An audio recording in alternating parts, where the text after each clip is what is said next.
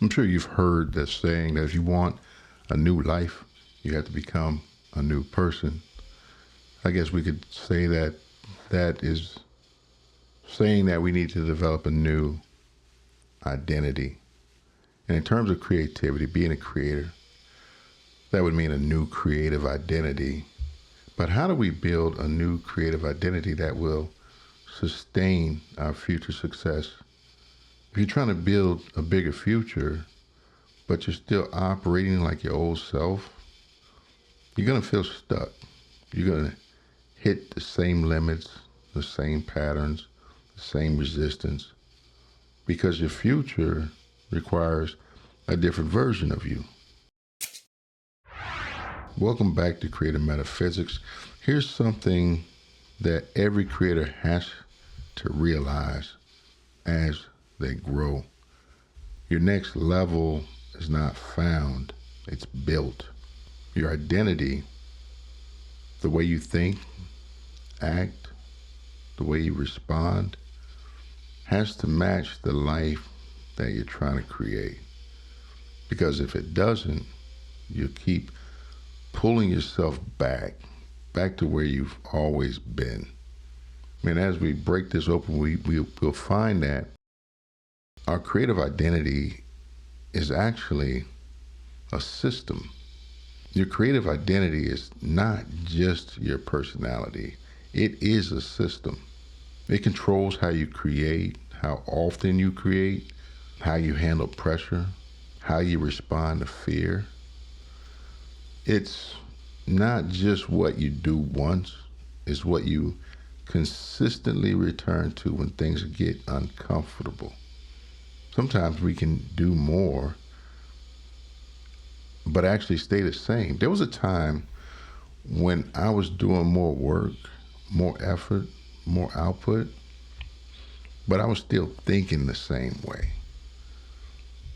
Had the same doubts, the same hesitation, the same patterns. So even though I was doing more, I wasn't becoming more.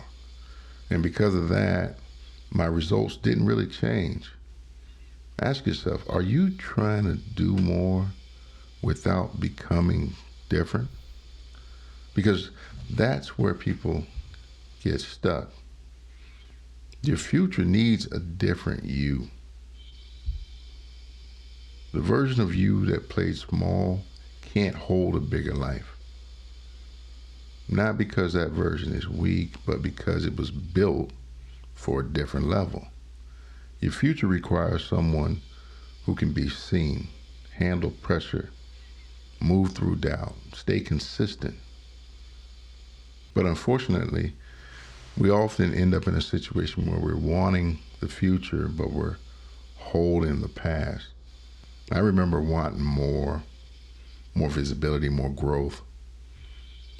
But at the same time, I was still holding on to the old habits, avoiding pressure, overthinking everything, waiting to feel like I'm ready. So there was a split. Part of me wanted growth.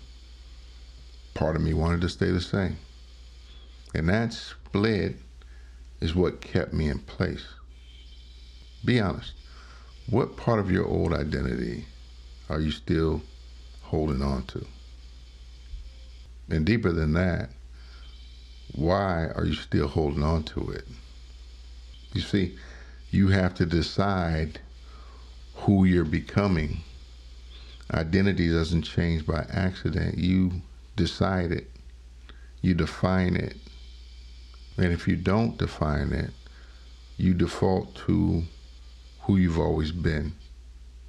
So you ask, who is the version of me that already has the life I want? For me, getting clear on that changed everything. There was a moment when I stopped guessing. I actually defined it. How that version of me thinks, how they act, how they respond to pressure. And once I saw it clearly, I could start moving toward it. Before that, I was just hoping things would change. Ask yourself this. Can you clearly describe the version of you you're becoming? Or are you just hoping you'll figure it out maybe somewhere along the way? And if you're starting to see that this is about identity, not just action, this is exactly why I created the Creator's First Shift. It helps you break down the identity patterns that you're currently operating from, the belief behind those patterns, and how to start shifting into a new version of yourself, step by step. So you're not guessing, you're actually building something intentional. The link is in the description. It costs about the same as a cup of coffee, but the shift it creates in how you show up, that's what changes your results. And you don't become this new version overnight. You build it. You build it through your choices, your habits. You build it through small actions. Every decision that you make, every decision is a vote for who you are becoming. Ask yourself, what are your daily actions voting for? The old version of you or the new version? Man, here's the twist. You'll feel it before you fully see it. At some point, you'll feel the shift. You'll trust yourself more. You'll move faster. You'll hesitate less. Not because everything's perfect, but because your identity is stabilizing. Ask yourself, where have you already started changing? Even if your results haven't caught up yet. Because that's proof. In this new identity, we have to build it on purpose. Here's how you start. Define who you're becoming. List the traits that matter. Notice what the old version of you used to do. And then ask, what would the future version of me do right now? And then do that. Not once, not when it's easy, but consistently. And that's how identity is built. Remember this, you cannot build a new future with an old identity. You have to become the person who can hold what you want. And when you do, everything changes. Your creativity expands, your confidence stabilizes, your results follow. Not because you forced it, but because you built the version of you that can sustain it. And that's the shift.